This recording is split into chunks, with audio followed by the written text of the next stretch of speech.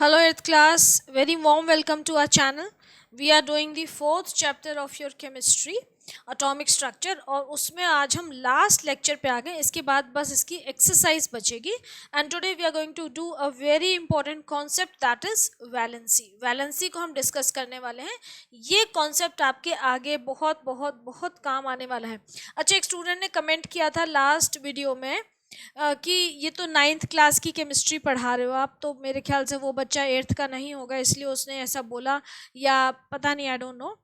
तो ऑब्वियसली मैंने आपको बोला है आप 9th क्लास का सिलेबस देख लीजिए, 8th क्लास का सिलेबस देख लीजिए. यही सिलेबस कैरी फॉरवर्ड होता है, बस थोड़ा सा एक्सपैंड होता जाता है और ज़्यादा डिटेल्ड हो जाता है ना. आईसीएसई में ये बहुत अच्छी चीज़ है कि आपको छोटी क्लास से ही उसी टॉपिक को वो ग्रो करना शुरू करते हैं और वो हायर क्लासेस तक जाके बहुत इलेबोरेट हो जाते हैं. जैसे कि इंटरनेशनल बोर्ड में भी ऐसा ही होता है कि एक कॉन्सेप्ट को, हालांकि इंटरनेशनल बोर्ड में ज़्यादा अच्छे से इस चीज़ को फॉलो करते हैं वो लोग, कि एक छोटे से कॉन्सेप्ट को लेके वो डेवलप करते जाते हैं. तो वही चीज़ यहाँ पे हम पढ़ रहे हैं. तो आप ये मत सोचिए कि 9th क्लास का, this is very much your 8th class syllabus. 8th की बुक से ही मैं पढ़ा रही हूँ. ओके, मैं 9th की बुक से नहीं पढ़ा रही हूँ ये चीज़. तो हम स्टार्ट करते हैं वीडियो. उससे पहले अगेन रिक्वेस्ट, अगर आपको कंटेंट अच्छा लगे तो do like the video, share करिए अपने फ्रेंड्स के साथ, एंड प्लीज़ चैनल को सब्सक्राइब किए बिना ना जाइए, चैनल को सब्सक्राइब ज़रूर करिए. चलिए स्टार्ट करते हैं. वैलेंसी मैंने आपको लास्ट टाइम थोड़ा सा समझाया था कि it is the combining capacity of an atom of an element with the another atom of another element to form molecules. It is called its valency. मतलब कि आप सिंपल लैंग्वेज में समझें कि एक एटम दूसरे और कितने एटम्स के साथ कंबाइन कर सकता है, वो उसकी कंबाइनिंग कैपेसिटी होती है, हम उसको उसकी वैलेंसी कहते हैं. जैसे मैं अगर अपने लिए, ह्यूमन बींग्स के लिए हम कंडीशन रखें, हमारे 2 हाथ होते हैं, हम ये कंडीशन रखें कि हम एक हाथ से एक ही बच्चे को पकड़ सकते हैं, तो क्या मेरी कंबाइनिंग कैपेसिटी क्या है? I can only hold 2 children with 2 hands, या 2 पर्सन्स इफ नॉट चिल्ड्रन, है ना. एक हाथ से हम एक पर्सन को होल्ड कर सकते हैं, दूसरे हाथ से दूसरे पर्सन को होल्ड कर सकते हैं, तो मेरी कंबाइनिंग कैपेसिटी क्या हो गई? 2. अगर यही मेरे 3 हाथ हों, मैं 3 पर्सनस को होल्ड कर पाऊंगी, तो मेरी कंबाइनिंग कैपेसिटी हो जाएगी 3. और अगर मेरे 4 हाथ हो गए तो I can hold 4 people at a time, and my combining capacity will be 4. तो इस तरीके से कंबाइनिंग कैपेसिटी को हम समझ सकते हैं बहुत ईजी लैंग्वेज में. तो यही एटम्स के साथ होता है कि एक एटम दूसरे कितने एटम्स के साथ कंबाइन कर सकता है, वो उसकी कंबाइनिंग कैपेसिटी होती है. कंबाइन करना क्यों ज़रूरी है? अपने ऑक्टेट को, अपनी वैलेंस शेल को कंप्लीट करने के लिए. हमने लास्ट लेक्चर में पढ़ा था ना कि वैलेंस शेल जो है उसमें वो इनकम्प्लीट होती है, तो एटम्स को स्टेबिलिटी अचीव करने के लिए उसको कंप्लीट करना बहुत ज़रूरी है. इनर्ट गैसेस की वैलेंस शेल कंप्लीट होती है, उसमें 8 इलेक्ट्रॉन होते हैं, या हीलियम में 2 इलेक्ट्रॉन होते हैं, तो दे आर कंप्लीटली फिल्ड, तो एटम्स स्टेबल होते हैं. Everybody in this world, in this universe wants to achieve stability. हमें स्टेबिलिटी चाहिए, इसीलिए हम मेहनत कर रहे हैं कि हाँ, आपको स्टेबिलिटी चाहिए, आप मेहनत कर रहे हैं कि पढ़ाई करके अच्छी जॉब मिलेगी, you will have a nice secure future. तो we are, everybody is looking for stability. तो ऐसे ही एटम्स भी स्टेबिलिटी अचीव करना चाहते हैं. तो एटम्स स्टेबिलिटी अचीव करने के लिए क्या करते हैं? बॉन्ड्स फॉर्म करते हैं, बॉन्डिंग करते हैं. मतलब कि उनके जो आउटरमोस्ट शेल है उसको वो कंप्लीटली फिलअप करना चाहते हैं, चाहे वो किसी भी तरीके से हो. तो वो जो आउटरमोस्ट शेल को फिल करने वाला कॉन्सेप्ट है, वही बॉन्डिंग को लीड करता है. तो अब वैलेंसी क्या होती है? वैलेंसी का मतलब ये हो गया कि आउटरमोस्ट शेल में किसी एटम के कितने इलेक्ट्रॉन है. सपोज मैं आपको समझाती हूँ. जैसे किसी एटम के आउटरमोस्ट शेल में 8 इलेक्ट्रॉन्स हो सकते हैं. ठीक है, मैक्सिमम हमने देखा है कि 8 इलेक्ट्रॉन्स हो सकते हैं.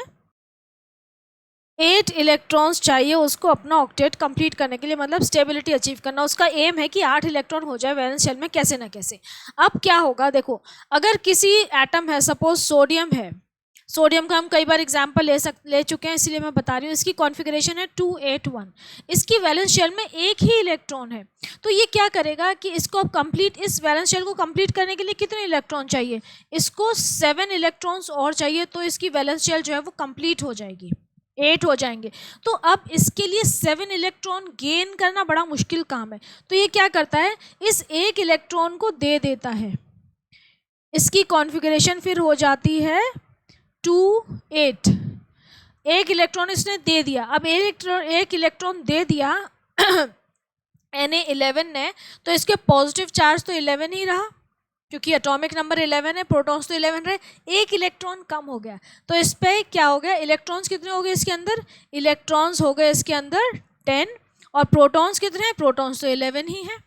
तो इसका मतलब एक पॉजिटिव चार्ज एक्स्ट्रा हो गया। अच्छा एक चीज़ ध्यान रखना बेटा कि पॉजिटिव चार्ज एक्स्ट्रा है किस वजह से, इलेक्ट्रॉन के लॉस की वजह से। पॉजिटिव चार्ज एक्स्ट्रा गेन नहीं किया है, एक इलेक्ट्रॉन लूज कर दिया है, इसीलिए 10 इलेक्ट्रॉन है और 11 प्रोटॉन होते, एक पॉजिटिव चार्ज हो गया। ठीक है, तो यहाँ पे अब हम इसको कह देते हैं ये सोडियम का एटम था, ये जो था ये सोडियम का एटम था 281, जिसकी कॉन्फ़िगरेशन थी परफेक्टली बैलेंस है, जितने इलेक्ट्रॉन थे उतने ही प्रोटॉन थे। ये जो है ये क्या हो गया, इसने एक इलेक्ट्रॉन लूज कर दिया तो इस पर एक पॉजिटिव चार्ज एक्स्ट्रा आ गया, तो ये कहलाता है अब सोडियम का आयन, और हम इसको लिखते हैं ऐसे Na पॉजिटिव, मतलब इस पर एक पॉजिटिव चार्ज है, तो इसकी वैलेंसी कितनी हो गई 1। जितने इलेक्ट्रॉन कोई भी एटम देता है या लेता है स्टेबिलिटी अचीव करने के लिए या बॉन्ड फॉर्म करने के लिए या केमिकल रिएक्शंस में पार्टिसिपेट करने के लिए, उसको हम उसकी कंबाइनिंग कैपेसिटी कहते हैं या वैलेंसी कहते हैं। तो सोडियम की वैलेंसी कितनी हो गई 1, क्योंकि इसने एक इलेक्ट्रॉन दे दिया। मैग्नीशियम के एग्जाम्पल हैं, Mg12 होता है इसका एटॉमिक नंबर, इसकी कॉन्फ़िगरेशन क्या होती है 282। अब ये क्या है, इसकी वैलेंस शेल में 2 इलेक्ट्रॉन है, तो ये 2 इलेक्ट्रॉन्स को दे गए आसानी से, तो ये 2 इलेक्ट्रॉन दे देगा, तो इस पर क्या होगा 2 पॉजिटिव चार्ज आ जाएगा, क्योंकि 2 इलेक्ट्रॉन दे दिए। तो अब इलेक्ट्रॉन प्रोटॉन का रेशियो क्या हो गया, प्रोटॉन तो कितने हैं, प्रोटॉन तो 12 ही हैं, एटॉमिक नंबर 12 है, इलेक्ट्रॉन कितने रह गए, इलेक्ट्रॉन रह गए 10, इसका मतलब इस पर 2 पॉजिटिव चार्ज एक्स्ट्रा आ गए। ठीक है, तो इसकी वैलेंसी हो गई 2।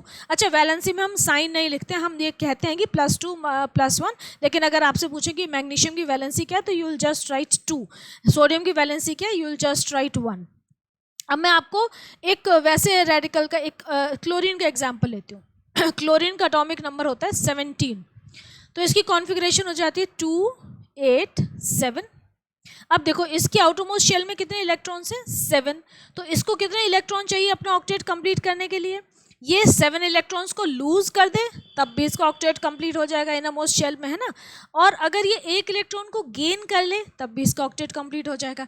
तो बजाय 7 इलेक्ट्रॉन्स को लूज करने के एक इलेक्ट्रॉन को गेन करना ज़्यादा आसान है इसके लिए, तो ये क्या करता है, ये उस एक इलेक्ट्रॉन को गेन कर लेता है, एक इलेक्ट्रॉन को ले लेता है, तो यहाँ पे क्या हो गया +1 इलेक्ट्रॉन, तो क्लोरीन की कॉन्फ़िगरेशन क्या हो जाएगी, या क्लोराइड आयन की हो जाएगी 288, और हम उसको लिखेंगे Cl नेगेटिव, ये क्लोरीन का आयन बन गया। ठीक है, Cl नेगेटिव, तो इसने क्या किया, एक इलेक्ट्रॉन ले लिया है। ठीक है, एक इलेक्ट्रॉन लिया है इसीलिए ऐसे बन गया। अब हम बात करते हैं ऑक्सीजन की, ऑक्सीजन हमारा बड़ा कॉमन सा एलिमेंट है, ऑक्सीजन O8 है ना, इसकी कॉन्फ़िगरेशन क्या होती है 2,6। अब देखो इसके आउटरमोस्ट शेल में कितने इलेक्ट्रॉन है 6, अब इसको ऑक्टेट कंप्लीट करने के लिए कितने इलेक्ट्रॉन और चाहिए, 2 और चाहिए, तभी तो 8 इलेक्ट्रॉन्स हो जाएंगे। तो O8 क्या करती है, 2 इलेक्ट्रॉन्स को ले लेती है, तो ऑक्सीजन की वैलेंसी क्या हो गई 2, ये ऑक्साइड का आयन बन जाता है O2 नेगेटिव, ऑक्सीजन की वैलेंसी हो गई 2। तो इस तरीके से वैलेंसीज डिटरमाइन होती हैं कि एक एलिमेंट जो है वो एक एलिमेंट का एक एटम कितने इलेक्ट्रॉन्स ले रहा है या कितने इलेक्ट्रॉन दे रहा है, वो उसकी वैलेंसी को डिसाइड करते हैं, उतनी ही उसकी वैलेंसी होती है। मैंने आपको ये बोला था ना कि वैलेंसी ये नहीं होती है कि उसकी आउटरमोस्ट शेल में कितने इलेक्ट्रॉन्स प्रेजेंट हैं, हालांकि कुछ एलिमेंट्स के लिए ये चीज़ सही होती है, जैसे जो मेटल्स होते हैं ना, जो first group second group third group है हमारा, उसमें आप अभी नेक्स्ट क्लास में पढ़ेंगे पीरियोडिक टेबल का थोड़ा सा डिटेल्स, तो उनमें जो होता है जो इलेक्ट्रॉन्स होते हैं वो वैलेंसी के साथ, जो वैलेंस इलेक्ट्रॉन्स हैं वो वैलेंसी के साथ कोइंसाइड करते हैं, मतलब कि उनकी आउटरमोस्ट शेल में एक ही इलेक्ट्रॉन होता है, एक ही उनकी वैलेंसी होती है। ग्रुप 1 में, ग्रुप 2 में आउटरमोस्ट शेल में 2 इलेक्ट्रॉन होते हैं, 2 ही उनकी वैलेंसी होती है। थर्ड ग्रुप में 13th ग्रुप में, जो थर्ड ग्रुप मानते हैं हम जिसको, उसमें क्या होता है, जो कि मेटल्स का 13th ग्रुप है, उसमें 3 इलेक्ट्रॉन्स होते हैं उनके आउटरमोस्ट शेल में और वैलेंसी भी 3 होती है। लेकिन उसके बाद जब हम मूव करते हैं ग्रुप 14 में, जो कार्बन वाला है, कार्बन की एटॉमिक नंबर क्या होता है C6। इधर देखिए वैलेंसी क्या है, इसकी कॉन्फ़िगरेशन हो जाएगी 2,4। अब इसको चाहिए 4 इलेक्ट्रॉन, 4 इलेक्ट्रॉन दे या 4 इलेक्ट्रॉन ले। अब मैक्सिमम जो इलेक्ट्रॉन्स का लेन देन होता है, जो गिव एंड टेक होता है, वो 3 इलेक्ट्रॉन्स का होता है। 3 से ज़्यादा इलेक्ट्रॉन ना तो कोई एटम देता है ना कोई एटम लेता है, ये लिमिट है, 3 इलेक्ट्रॉन्स लिमिट है, ठीक है।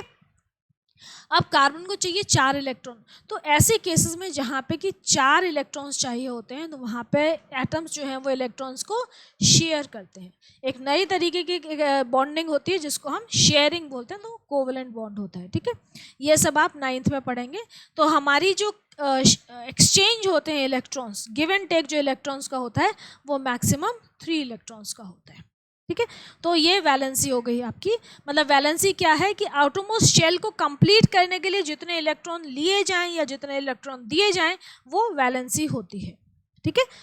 जैसे कि मैग्नीशियम की वैलेंसी यहाँ पे 2 इलेक्ट्रॉन दे दिए तो मैग्नीशियम की वैलेंसी 2 हो गई। सोडियम ने यहाँ पे 1 इलेक्ट्रॉन दे दिया तो सोडियम की वैलेंसी 1 हो गई। ऑक्सीजन ने 2 इलेक्ट्रॉन ले लिए ऑक्टेट कंप्लीट करने के लिए तो ऑक्सीजन की वैलेंसी 2 हो गई। क्लोरीन ने ऑक्टेट कंप्लीट करने के लिए 1 इलेक्ट्रॉन लिया, 7 था 8 हो गया, तो क्लोरीन की वैलेंसी कितनी हो गई? 1। तो इस तरीके से वैलेंसीज डिसाइड होती हैं। ओके, तो वैलेंसी की डेफिनेशन एक बार फिर देख लेते हैं। It is the combining capacity of an atom of an element with the atom of other element to form molecules is called valency. कितने एटम्स के साथ कंबाइन कर सकता है, मतलब कितने इलेक्ट्रॉन ले सकता है या कितने इलेक्ट्रॉन दे सकता है। In other words, the number of hydrogen atoms that combine with or displace one atom of an element or a radical is called the valency of that element or radical. इसको इन्होंने एक और तरीके से explain किया है कि हम इसको ऐसे भी कह सकते हैं कि नंबर ऑफ हाइड्रोजन एटम्स कितने कंबाइन कर सकते हैं किसी पर्टिकुलर एटम के साथ। क्यों? क्योंकि valency of hydrogen is always 1। तो मतलब यूनिट लेके कर लिया कि एक ऐसा एटम जिसकी वैलेंसी 1 है वो दूसरे कितने एटम्स के साथ कंबाइन कर सकते हैं। जैसे कि अगर आपको ये समझ में नहीं आ रहा तो मैं इसको एक्सप्लेन करती हूँ दूसरे तरीके से। हम बात करें, अब हम हाइड्रोजन को हम यूनिट ही ले रहे हैं, हाइड्रोजन को एक यूनिट ही ले लिया। सपोज अगर हम बात करें अब ऑक्सीजन की बात करें तो ऑक्सीजन जो है, ऑक्सीजन की जो इलेक्ट्रॉनिक कॉन्फ़िगरेशन है वो 2,6 एटॉमिक नंबर 8 है। तो इसको 2 इलेक्ट्रॉन चाहिए अपना ऑक्टेट कंप्लीट करने के लिए। तो ये कितने हाइड्रोजन के साथ कंबाइन करेगी? 2 हाइड्रोजन के साथ कंबाइन करेगी। इसीलिए वाटर का फॉर्मूला होता है H2O। अगर हम क्लोरीन की बात करें, HCl हाइड्रोजन क्लोराइड जो कंपाउंड होता है, तो अब क्लोरीन का देखो, क्लोरीन का क्या है? 17 है, इसकी कॉन्फ़िगरेशन हो जाएगी 281। तो क्लोरीन के 287। तो क्लोरीन के पास 7 इलेक्ट्रॉन से वैलेंस शेल में, तो इसको 1 इलेक्ट्रॉन चाहिए। तो ये एक हाइड्रोजन के साथ कंबाइन करेगी, इसका मतलब HCl। तो यहाँ पे तो ये आपको समझ में आया कि वैलेंसी का मतलब, वैलेंसी को हम हाइड्रोजन की टर्म्स में भी डिफाइन कर सकते हैं कि एक एटम की वैलेंसी उतनी ही होती है जितने उसको हाइड्रोजन एटम्स चाहिए एक अपना ऑक्टेट, अपना एक कंपाउंड बनाने के लिए, ठीक है। जितना एक हाइड्रोजन एटम्स के साथ कंबाइन करते हैं वो उसकी वैलेंसी होती है, क्योंकि हाइड्रोजन की वैलेंसी 1 होती है, यूनिटी कंसिडर करते हैं हम। एग्जाम्पल दे रखा है, for example valency of hydrogen is 1। In hydrogen chloride 1 atom of chlorine combines with 1 atom of hydrogen, hence the valency of chlorine is 1। ठीक है, वही जो इन्होंने बताया, जो मैंने अभी आपको बोला। Next, in water 1 atom of oxygen combines with 2 atoms of hydrogen, hence the valency of oxygen is 2। इन्होंने ये वाटर की भी एक्सप्लेन कर दिया कि भाई वाटर में ऐसे होता है कि उसकी ऑक्सीजन के साथ दो हाइड्रोजन एटम्स कंबाइन करें, मतलब ऑक्सीजन की वैलेंसी 2 है। अब देखो, इन hydrogen sulphate 1 sulphate radical combines with 2 atoms of hydrogen. अब यहाँ पे hence the valency of sulphate is 2। अब यहाँ पे इन्होंने आपको एक नया कॉन्सेप्ट इंट्रोड्यूस किया है रेडिकल का। ये क्या कह रहे हैं, H2SO4 एक कंपाउंड है और इन्होंने ऐसे H2 ले लिया, H के 2 एटम्स हो गए, SO4 को इकट्ठे लिया है। ऐसे नहीं बोला कि S का 1 एटम है, ऑक्सीजन के 4 एटम, ऐसे नहीं लिया। इन्होंने क्या किया है, H पॉजिटिव प्लस SO4 2 है ना, H तो 2 लगाते हैं। इन्होंने इसको एक इकट्ठे कंबाइन करके लिया है। तो ये एक पर्टिकुलर एक ग्रुप ऑफ एटम्स जो होते हैं जो एक कॉम्बिनेशन में मूव करते हैं, कॉम्बिनेशन में रिएक्ट करते हैं, उनको हम बोलते हैं रेडिकल। तो यहाँ पे ये आप नया वर्ड पढ़ रहे हैं, रेडिकल। ठीक है, तो ये रेडिकल्स हो गए। तो ये जो है सल्फेट जो रेडिकल है, यहाँ पे सल्फेट की अब वैलेंसी कितनी हो जाएगी, हाइड्रोजन 2 हाइड्रोजन एटम्स के साथ कंबाइन है, इसका मतलब सल्फेट की वैलेंसी हो गई 2। नेगेटिव चार्ज इसलिए लगा है कि हाइड्रोजन पॉजिटिव है तो दूसरा रेडिकल नेगेटिव होगा। किसी भी कंपाउंड में एक रेडिकल पॉजिटिव होता है, दूसरा रेडिकल नेगेटिव होता है, तभी वो दोनों कंबाइन करके एक न्यूट्रल कंपाउंड बनाते हैं। On the whole compound is always always neutral. Ammonia में देखिए, अमोनिया में 1 atom of nitrogen combines with 3 atoms of hydrogen, तो वैलेंसी ऑफ नाइट्रोजन कितनी हो गई? 3। एक नाइट्रोजन एटम है 3 हाइड्रोजन एटम्स के साथ कंबाइन कर रहा है, तो नाइट्रोजन की वैलेंसी ऑटोमेटिकली 3 हो जाती है। नेक्स्ट यहाँ पे कुछ जनरलाइजेशंस दे रखे हैं कि जिन एलिमेंट्स के पास 1, 2 या 3 इलेक्ट्रॉन्स होते हैं उनकी वैलेंस शेल में, वो क्या करते हैं? उन इलेक्ट्रॉन्स को लूज कर देते हैं। एक्चुअली ये मेटल्स होते हैं, है ना, जो कि मैंने आपको भी बताया था, ग्रुप 1, ग्रुप 2 और ग्रुप 13 के मेटल्स हैं ये। तो इसमें क्या है कि 1, 2 और 3 इलेक्ट्रॉन्स हैं इनके वैलेंस शेल में, तो ये बहुत आसानी से उस 1, 2 और 3 इलेक्ट्रॉन्स को लूज कर देते हैं और वैलेंसी शो करते हैं 1, 2 एंड 3। मैं आपको इन तीनों ग्रुप्स के एक एक एग्जाम्पल दे देती हूँ। फर्स्ट ग्रुप का हो गया सोडियम, 11 है, इसकी कॉन्फ़िगरेशन हो जाएगी 281, ये एक इलेक्ट्रॉन लूज कर देगा, वैलेंसी हो गई 1। सेकेंड ग्रुप का हम ले लेते हैं मैग्नीशियम, मैग्नीशियम की कॉन्फ़िगरेशन हो गई, एटॉमिक नंबर 12 है, कॉन्फ़िगरेशन हो गई 282, तो इसका क्या हो गया? वैलेंस इलेक्ट्रॉन्स 2 इलेक्ट्रॉन्स लूज कर देता है, वैलेंसी हो गई 2। जो ग्रुप 13 की बात कर रहे हैं उसका एग्जाम्पल है एल्यूमिनियम। एल्यूमिनियम की क्या है? एटॉमिक नंबर 13, तो कॉन्फ़िगरेशन क्या हो जाएगी? 283, कितने वैलेंस इलेक्ट्रॉन्स हैं? 3 इलेक्ट्रॉन्स लूज कर देगा, तो एल्यूमिनियम की वैलेंसी हो जाएगी 3। ठीक है, तो ये सोडियम की वैलेंसी हो गई, सोडियम की वैलेंसी कितनी हो गई? 1, मैग्नीशियम की 2, एल्यूमिनियम की 3। तो ये इस तरीके से ये कह रहे हैं elements with 4 electrons in the valence shell show 4 valency, जिनके वैलेंस शेल में 4 इलेक्ट्रॉन्स होते हैं, जैसे कि कार्बन है, सिलिकॉन है, कार्बन है हमारा, वैलेंस शेल में कितने इलेक्ट्रॉन्स हैं? 4। सिलिकॉन है Si14, इसकी वैलेंस शेल में कितने इलेक्ट्रॉन्स होते हैं? 2, 8, 4। देखो 4 इलेक्ट्रॉन्स हैं, तो ये क्या करते हैं? इनकी वैलेंसी 4 होती है, ये ना इलेक्ट्रॉन्स को दे सकते हैं ना ले सकते हैं, ये शेयर करते हैं, शेयरिंग से ये बॉन्डिंग करते हैं, शेयरिंग से केमिकल रिएक्शंस परफॉर्म करते हैं।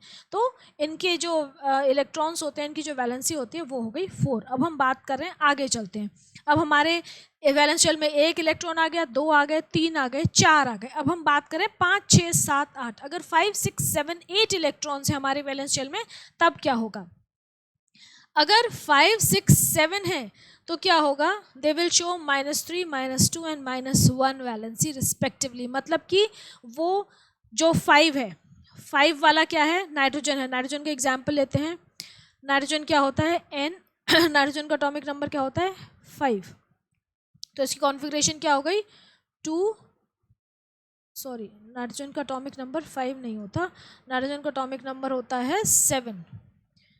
तो इसकी कॉन्फ़िगरेशन हो गई 2, 5। तो इसको कितने इलेक्ट्रॉन चाहिए ऑक्टेट कंप्लीट करने के लिए? 3 इलेक्ट्रॉन्स चाहिए, तो इसकी वैलेंसी हो गई 3। दूसरा हम एग्जाम्पल लेते हैं ऑक्सीजन। ऑक्सीजन जो हम बहुत बार ले चुके हैं, ऑक्सीजन का क्या है? 2, 6। इसको कितने इलेक्ट्रॉन चाहिए ऑक्टेट कंप्लीट करने के लिए? 2 इलेक्ट्रॉन, तो इसकी वैलेंसी कितनी हो गई? 2। तीसरा ले लीजिए आप, क्लोरीन ले लीजिए, फ्लोरीन ले लीजिए, फ्लोरीन ले लेते हैं F9, 7, 8, 9 चल रहा है ना, तो इसके क्या हो गए? 2, 7। इसको कितने इलेक्ट्रॉन चाहिए? +1 इलेक्ट्रॉन चाहिए, तो इसकी वैलेंसी हो गई 1। तो ये है हमारे ग्रुप, ये है हमारे ग्रुप 15, ग्रुप 16 और ग्रुप 17 के मेंबर हैं। अब जो हमारा लास्ट ग्रुप है पीरियोडिक टेबल का, ग्रुप 18, या जिसको हम ज़ीरो ग्रुप भी बोलते हैं, जो हमारा लास्ट जो होता है ना ग्रुप पीरियोडिक टेबल का, उसको हम ग्रुप 18 या ज़ीरो ग्रुप भी बोलते हैं। उसमें जो होती हैं इनर्ट गैसेस रहती हैं, इनर्ट गैसेस आप पुट देयर, उनके ऑक्टेट कंप्लीट होते हैं। मैंने आपको पहले बताया 6 इनर्ट गैसेस आते हैं, उनके सबके ऑक्टेट कंप्लीट होते हैं। फर्स्ट वाली जो हीलियम है उसमें डुप्लेट होता है, 2 ही इलेक्ट्रॉन होते हैं, बाकी पांचों के ऑक्टेट कंप्लीट होते हैं। Therefore they show zero valency. जो 8 इलेक्ट्रॉन्स होते हैं, तो वो 18th ग्रुप है हमारा, लास्ट वाला ग्रुप पीरियोडिक टेबल का, उनकी वैलेंसी 0 होती है, मतलब उनकी कोई कंबाइनिंग कैपेसिटी नहीं है, वो बहुत रेयर कंडीशंस में रिएक्शंस शो करती हैं। यहाँ पे प्लस साइन जो लगाया है इन्होंने वैलेंसी के लिए, it shows the capacity to donate electrons, and negative sign shows the capacity to accept electrons during chemical combinations. Otherwise valency में आप साइन लगा के नहीं लिखते हैं। ठीक है। अब यहाँ पे देखिए फर्स्ट 20 एलिमेंट्स जो हैं उनकी आपको इलेक्ट्रॉनिक कॉन्फ़िगरेशन दे रखी है और आगे इलेक्ट्रॉनिक ऑर्बिटल डायग्राम्स भी दे रखे हैं। ये आप फर्स्ट 20 एलिमेंट्स के एटॉमिक नंबर्स याद कर लीजिएगा, कॉन्फ़िगरेशन अपने आप बन जाएगी। ठीक है, देखो फर्स्ट है हाइड्रोजन, इसका एटॉमिक नंबर होता है 1। तो इसका यहाँ पे क्या क्या हेडिंग्स हैं, atomic number 1, mass number 1, number of protons 1 हो गए, न्यूट्रॉन्स मास नंबर में से एटॉमिक नंबर को माइनस कर दीजिए, रिप्रेजेंट ऐसे करते हैं। इलेक्ट्रॉनिक कॉन्फ़िगरेशन हो गई के में, के शेल में 1 इलेक्ट्रॉन है।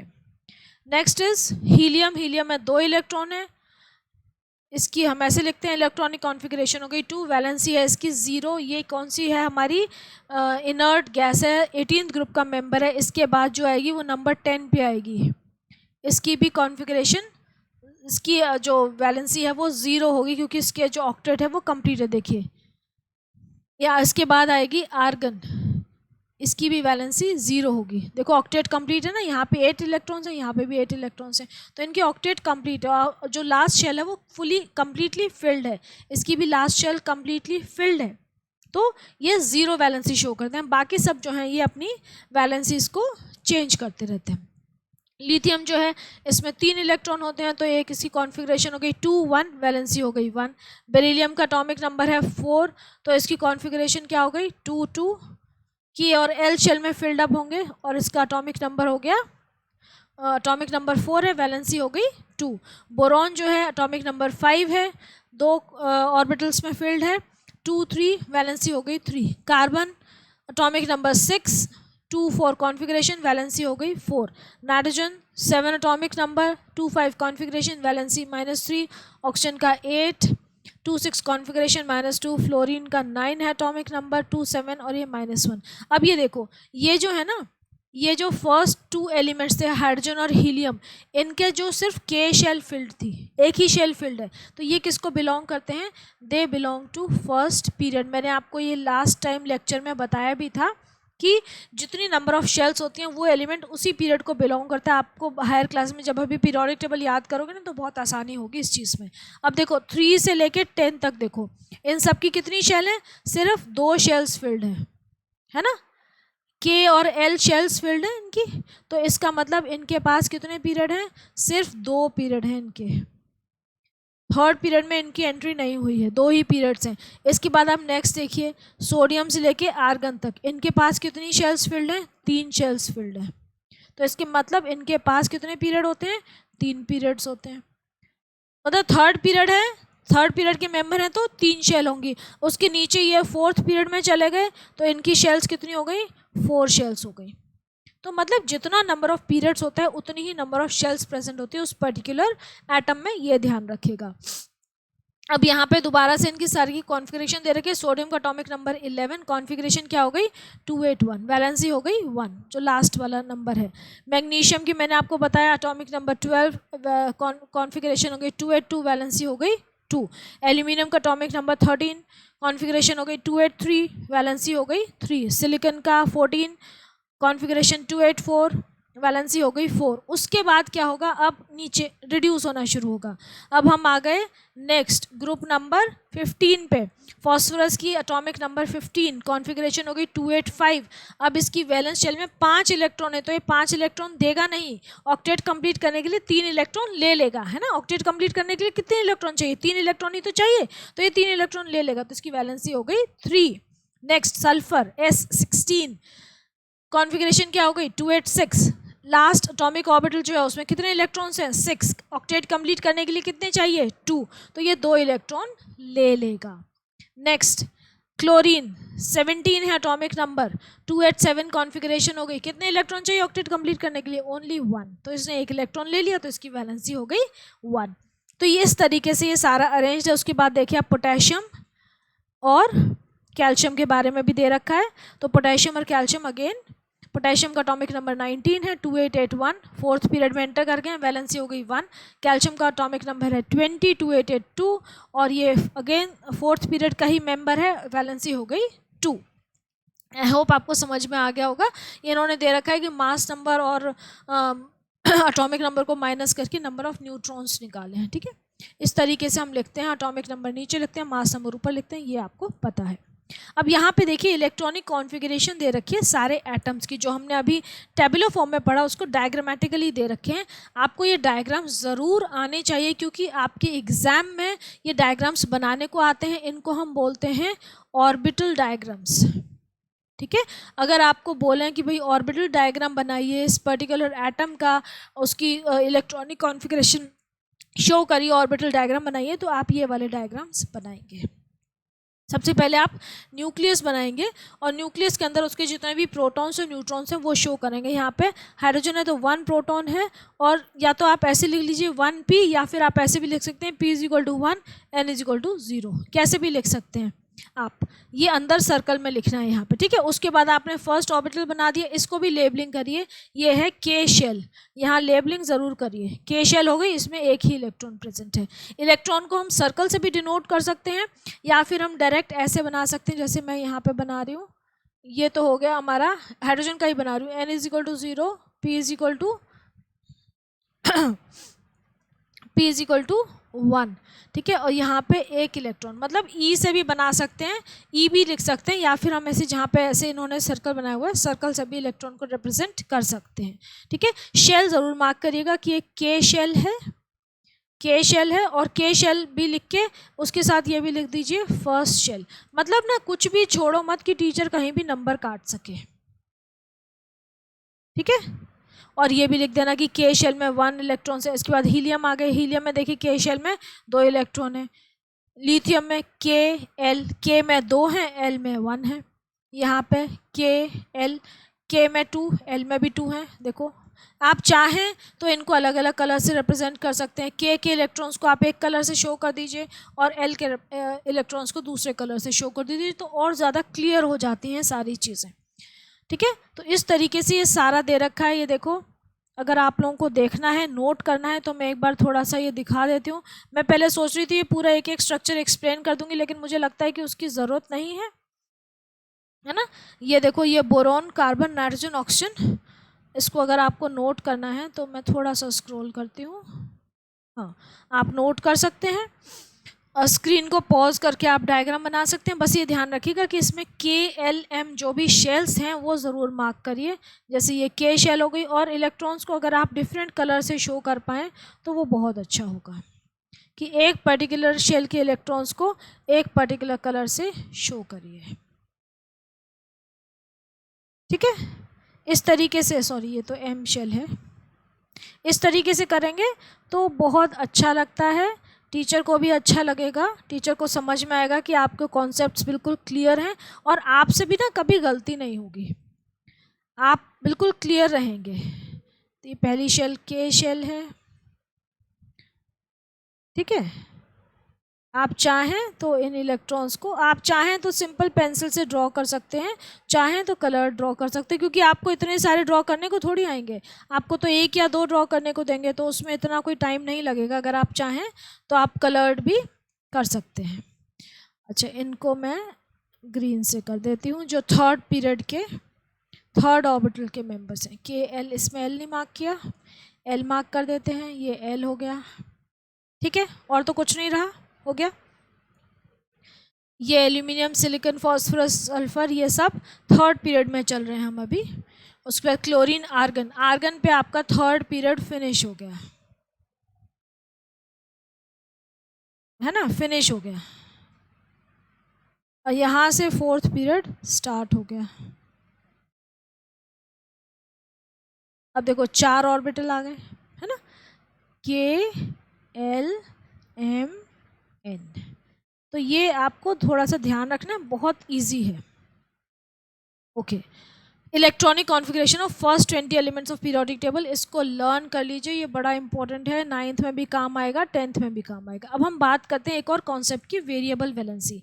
अभी हमने पढ़ा कि सब एटम्स की वैलेंसी फिक्स होती है, मतलब एक एलिमेंट के, एक एटम की वैलेंसी फिक्स होती है। Elements have definite valency. अब हम क्या पढ़ रहे हैं कि कुछ ऐसे एलिमेंट्स भी होते हैं जो कि एक से ज़्यादा वैलेंसी शो करते हैं, उसको हम बोलते हैं, उस कॉन्सेप्ट को हम बोलते हैं वेरिएबल वैलेंसी। कुछ एटम्स एक से ज़्यादा वैलेंसी शो करते हैं, उसको हम बोलते हैं variable valency.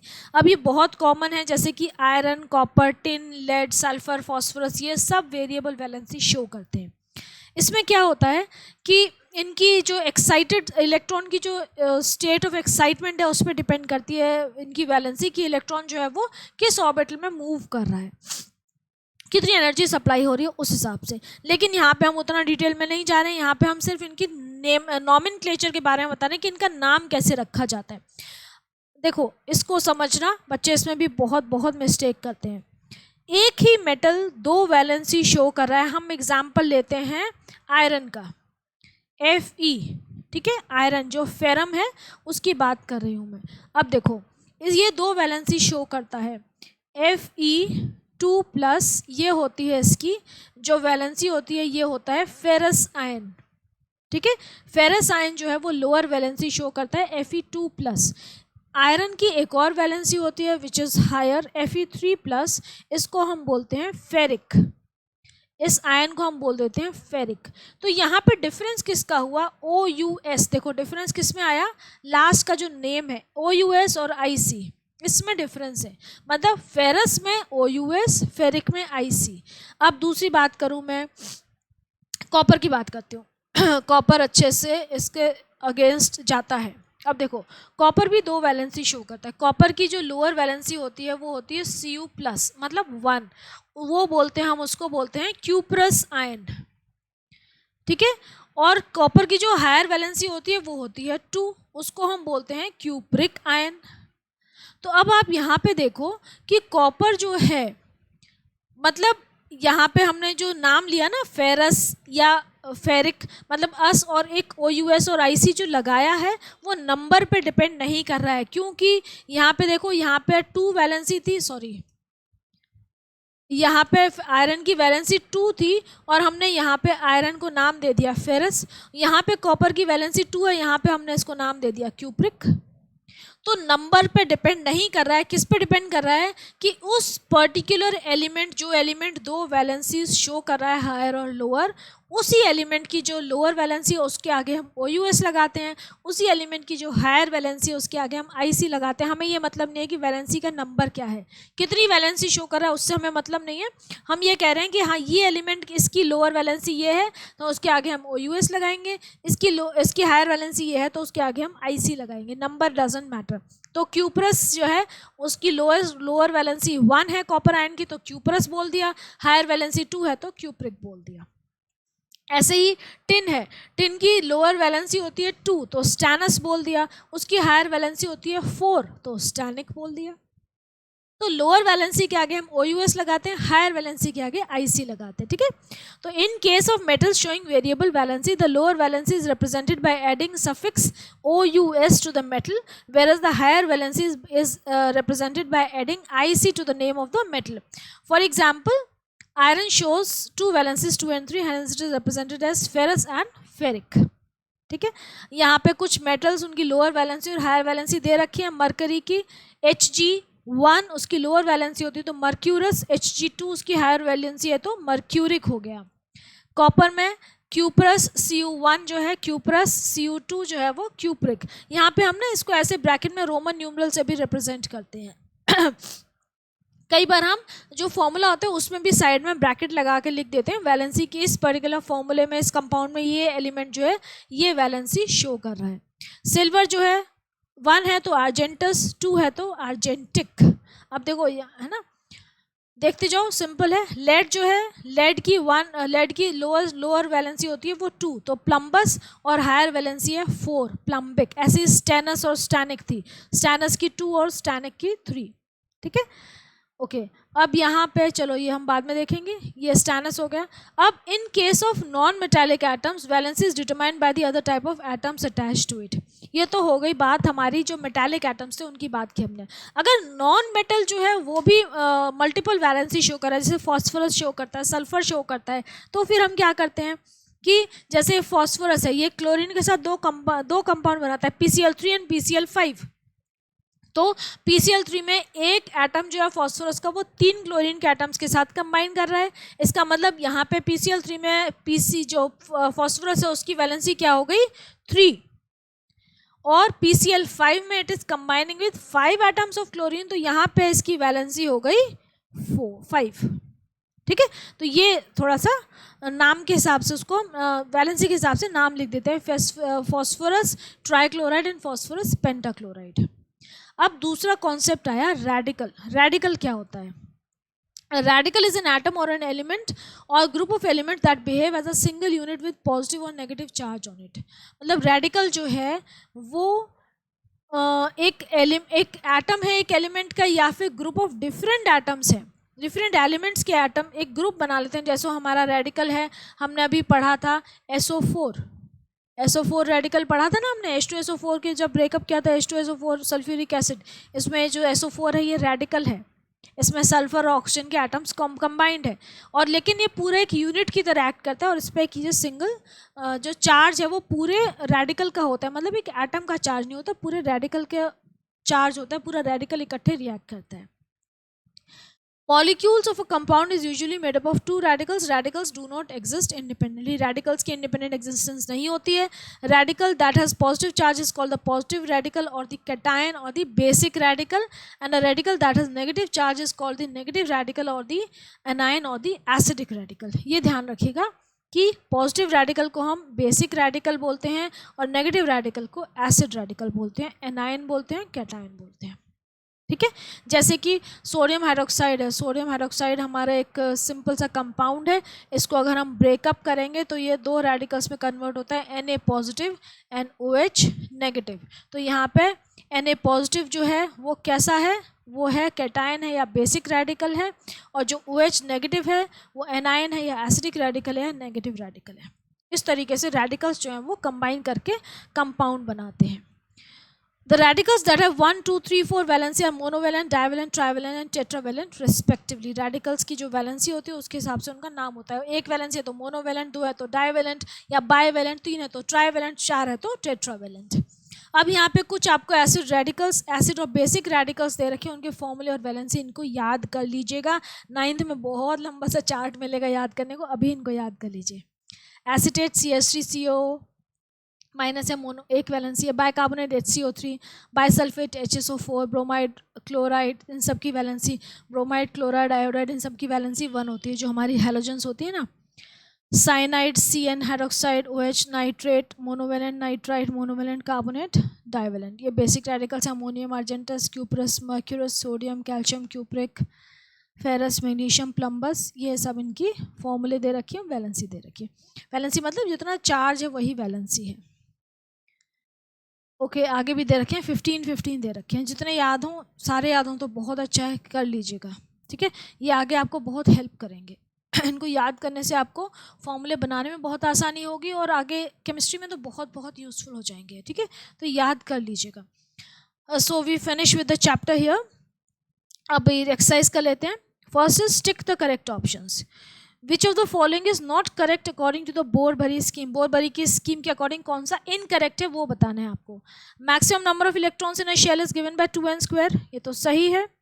outermost shell can accommodate more than 8 electrons, no this is wrong, outermost shell cannot accommodate more than 8 electrons, तो ये वाला जो है वो इनकरेक्ट है। बाकी ठीक है, electron does not enter in a new shell unless inner shells are completely filled, this is correct। okay, the maximum number of electrons in KLMNN shell are। KLMN में कितने होते हैं मैक्सिमम इलेक्ट्रॉन्स? K को K से start करें तो 2, 8, 18, 32 ये होते हैं हमारे। तो हमारा जो फर्स्ट ऑप्शन है ना वही करेक्ट है, 2, 8, 18, 32 होते हैं KLMN शेल में इलेक्ट्रॉन्स के numbers. Next, the valence electrons in aluminium with atomic number 13 are. Aluminium का एटॉमिक नंबर 13 है, तो इसकी कॉन्फ़िगरेशन क्या हो जाएगी? Al13 की कॉन्फ़िगरेशन बनाइए, ये हो जाएगी 2, 8, 3। तो वैलेंस इलेक्ट्रॉन्स कितने हो गए? 3 वाला आपका ऑप्शन करेक्ट है। Next, atoms that do not have 8 electrons in the outermost shell. जिनके पास 8 इलेक्ट्रॉन नहीं है वो क्या करते हैं? They do not react, no. They have stable configuration, not at all. They lose, gain or share electrons to attain inert gas configuration। जिनके पास 8 इलेक्ट्रॉन नहीं है, उनको स्टेबिलिटी अचीव करनी है, तो वो इलेक्ट्रॉन्स को लूज करते हैं, गेन करते हैं, शेयर करते हैं, anyhow they have to perform bonding करते हैं, केमिकल रिएक्शंस अंडरगो करते हैं, so that they achieve stability, उनका ऑक्टेट कंप्लीट हो जाए। तो they do all these things. Next, electronic configuration of calcium is, calcium का एटॉमिक नंबर कितना होता है, याद कर लीजिए 20, तो इसकी इलेक्ट्रॉनिक कॉन्फ़िगरेशन क्या हो जाएगी 2882। तो यहाँ पे देखिए 2882 कहाँ दे रखा है, बी ऑप्शन आपका करेक्ट है। Valency of nitrogen in ammonia is, ammonia का फॉर्मूला क्या होता है NH3, इसका मतलब एक नाइट्रोजन आटम कितने हाइड्रोजन आटम्स के साथ कंबाइन है, 3 के साथ, तो वैलेंसी कितनी हो गई अमोनिया की 3, सॉरी नाइट्रोजन की वैलेंसी अमोनिया में हो गई 3। Next, which of the following radical is not a monovalent radical, अभी हमने रेडिकल्स की लिस्ट देखी, तो इसमें से मोनोवेलेंट कौन सा नहीं है ये आपको बताना है। देखो एसिटेट एक सिंगल वैलेंसी है, मोनोवेलेंट है। क्रोमेट इसकी क्या है वैलेंसी 2 है। HSO4 क्या है ये बाइसल्फेट, इसकी valency 1। HCO3 bicarbonate again valency 1, तो जो हमारा ऑप्शन करेक्ट है दैट इज योर, जो क्रोमेट रेडिकल है बाइक्रोमेट उसकी जो वैलेंसी है वो है 2। ये बाइक्रोमेट है, सॉरी है ना, डाइक्रोमेट या बाइक्रोमेट, क्रोमेट नहीं है, क्रोमेट तो Cr3O4 होगा। ओके, अब नेक्स्ट है क्वेश्चन हमारा जो लास्ट क्वेश्चन इस एक्सरसाइज का, state whether the following statements are true और false and rewrite the false statements correctly. आपके एग्जाम में इस तरीके के क्वेश्चंस आते हैं, ट्रू और फॉल्स डायरेक्ट नहीं आते हैं, ट्रू फॉल्स पूछते हैं और फिर ये बोलते हैं कि अगर फॉल्स है तो उसको करेक्ट करके लिखिए। तो फर्स्ट क्या है, helium can not accommodate more than 2 electrons in its outermost shell, yes that is true, क्योंकि हीलियम की जो फर्स्ट शेल ही है उसमें सिर्फ एक शेल होती है, के शेल होती है, उसमें मैक्सिमम नंबर ऑफ इलेक्ट्रॉन्स 2 ही आते हैं अकॉर्डिंग टू बोरबरी स्कीम जो 2n² है, तो यहाँ पे 2 1² ऐसे पुट करके देख लीजिए तो ये कितना हो जाता है 2 ही आता है। Next, the innermost shell of an atom is called valence shell. The innermost shell of an atom? No, the outermost. तो innermost की जगह क्या हो जाएगा यहाँ पे, ये statement जो है false है, innermost की जगह हो जाएगा outermost. Next, the radical that has negative charge is called negative radical. ये बात सही है. So this is true. So we finish with this chapter here. अब आप एक कॉन्सेप्ट मैप में आपको दिखा देती हूँ, आप इसको देख लीजिए, आपको इसकी पिक लेनी है तो पिक ले लीजिए, क्योंकि ये रिवीजन के लिए बहुत यूज़फुल होता है। थोड़ा सा नीचे पहले ऐसे करूँ, ये है, ठीक है। और इसके साथ हमारा ये चैप्टर ख़त्म हो गया है। अब क्या बचा है, अब हमारी सिर्फ एक्सरसाइज बची है, तो नेक्स्ट लेक्चर में एक्सरसाइज ख़त्म कर दूंगी मैं आपकी, and we will be done with this chapter. और उसके बाद नेक्स्ट चैप्टर हम स्टार्ट करते हैं। As I have told you again and again कि आप ध्यान से धीरे धीरे पढ़ते रहिए, तो आई होप आपको, आई होप नहीं, आई एम श्योर कि आपको बहुत फ़ायदा होगा and you will be very good in chemistry. आपके बेसिक्स क्लियर हो जाएंगे, 9-10 में बहुत हेल्प मिलने वाली है। एक्चुअली ये तब आप जब पहुँचोगे ना हायर क्लास में, तब रियलाइज़ होगा कि हाँ इट इज़ रियली हेल्पफुल। तो अभी आप बस विश्वास करके पढ़ते रहिए and it is going to be useful. Okay, take care. और कंटेंट अच्छा लग रहा है तो आप लाइक करिए, वीडियो को शेयर करिए अपने फ्रेंड्स के साथ एंड चैनल को सब्सक्राइब करिए। Do take care of your health. Okay, bye bye.